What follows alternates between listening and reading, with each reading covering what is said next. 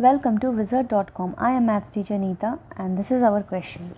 Solve the following. So we have to do this simplification. 6864 multiplied by, in the bracket there is 100 plus 10 plus 9. So using BODMAS rule we know that every time we have to solve bracket first.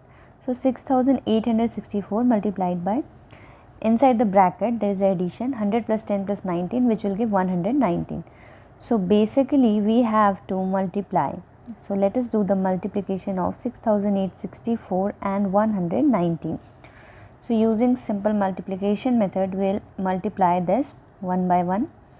So the one digit 9 will be multiplied by 6864. So let us multiply. 9 multiplied by 4 is 36. So 3 is the carry. 9 multiplied by 6 is 54 plus carry 3 is 57. Again 5 is the carry. Now 8 multiplied by 9 is 72. 72 plus 5 gives 77. So 7 we can write here and 7 is the carry. Now 6 multiplied by 9 is 54. 54 plus 7 will give 61. So in this way we multiply 1 by 6864. So it will give this. Let's leave these two places and again multiply 1, because in the hundreds place also there is 1. So after multiplying 1 by 6864 we'll get this.